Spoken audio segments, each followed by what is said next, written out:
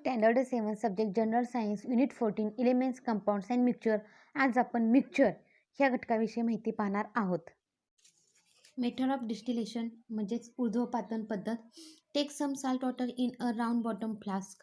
Arrange the apparatus as shown in figure. Start heating the liquid in the flask placed on the wire gas. Observe the conical flask. Slowly droplets of water start falling into it. Where did these drops come from? एका गोल चमूमध्ये थोडे मीठ विरघळलेले पाणी घ्या. आकृतीमध्ये दाखवल्याप्रमाणे सर्व साहित्याची रचना करा. लोखंडी जाळीवरील सभोवताली द्रवाला उष्णता देणे सुरू करा. शंकुपात्राचे निरीक्षण करा. हळूहळू पाण्याचे थेंब शंकुपात्रात पडू लागल्याचे तुम्हाला दिसेल. हे थेंब कोठून आले आहेत?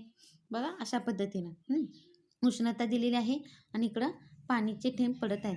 The salt water in the round bottom flask boils on heating. म्हणजेच काय आहे? गोलचंबूतील खारे पाणी उष्णतेमुळे उकळू लागले. The water in it वेपोरायझेस.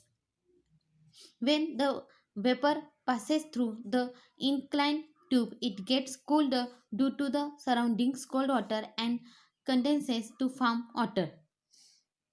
ही वाफ संघननीतून जाताना भोवतालच्या पाण्यामुळे थंड होऊन द्रव रूपात येते. Thus the drops falling into the conical flask are of the water from the salt solution in the round bottom flask. Salt remains behind at the bottom of the round bottom flask when all the water has collected in the conical flask. बघा काय सांगितले. शंकुपात्रात पडणारे थेंब हे अशा प्रकारे गोल चंबूतील मिठाच्या द्रावणातील पाण्याचे असतात. ऊर्ध्वपातन पूर्ण झाल्यावर चंबूच्या तळाशी मीठ उरते. This method is called a distillation. आणि ह्यालाच काय म्हणतात? ऊर्ध्वपातन पद्धत. Distillation is also used for purification of impure liquids. अशुद्ध द्रवपदार्थ शुद्ध करण्यासाठी सुद्धा ऊर्ध्वपातन पद्धतीचा उपयोग होतो. बघा, अशा पद्धतीनं उष्णता दिल्यानंतर पाणी पडतं आणि खाली काय राहतं? तळाशी मीठ राहते फक्त. Method of separation using separating funnel. विलगीकरण पद्धत. बघा, when a mixture of two immiscible liquids in left undisturbed, two layers are clearly seen to have formed.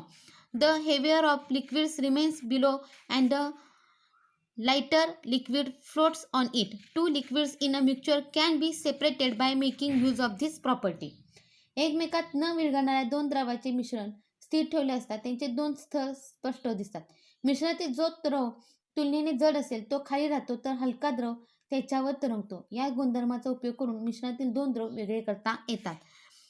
Procedure: pour a mixture of kerosene and water into a separating funnel with its stopcock closed. Close the stopper. Mix the separating funnel firmly on a stand. Leave the mixture in the funnel undisturbed for a while.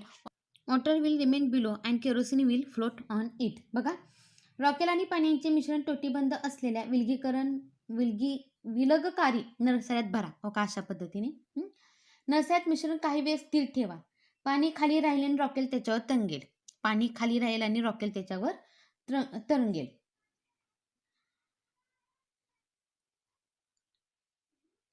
आता नरसाळी स्थिर ठेवून वरील झाकण काढा.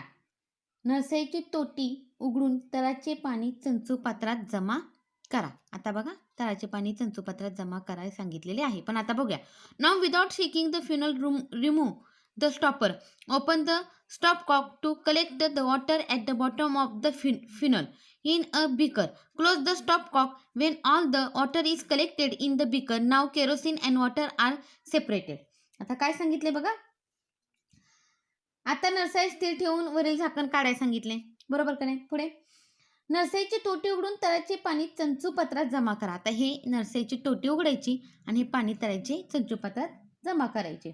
सर्व पाणी चंचूपात्रात जमा झाल्यावर नरसाळीची टोटी बंद करा.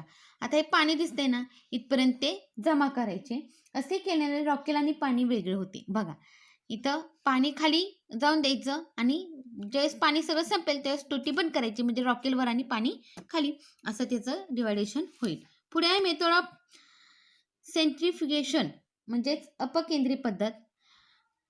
टर्बाइड water, ink, milk, buttermilk, blood are mixture of liquids and insoluble solids. गढूळ पाणी, शाई, ताक, रक्त ही द्रव आणि अविद्राव्य स्नायूंची मिश्रणे आहेत.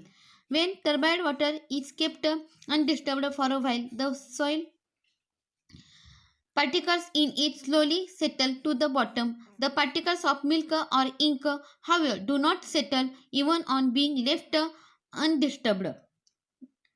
This is because of particles of the solid in such mixtures being very tiny and light remain evenly distributed in the liquid. These particles cannot be separated from the liquid even by methods like filtration for settling. बघा, दूध, शाई ही मिश्रणे मात्र स्थिर म्हणजे गढूळ पाणी काही वेळ स्थिर ठेवले तर त्यातील मातीचे कण हळूहळू तळाशी जातात. मग पण दूध, शाई ही मिश्रणे मात्र स्थिर ठेवली तरी त्यातील अविद्राव्य कण तळाशी बसत नाहीत, कारण अशा मिश्रणातील स्नायूंचे कण सूक्ष्म व हलके असल्याने द्रवात सगळीकडे एकसारखे पसरलेले असतात. गाळणे किंवा निवळणे या पद्धतीने देखील हे कण द्रवापासून अलग करता येत नाहीत. मग बघा काय सांगितले, how will you separate such solid particles from the liquid. मग मिश्रणातील असे स्थायू कण द्रवातून कसे वेगळे कराल. In the laboratory a centrifuge machine is used to separate solids from a mixture of a liquid and solid. It consists of a disc which rotates like a fan at great speed.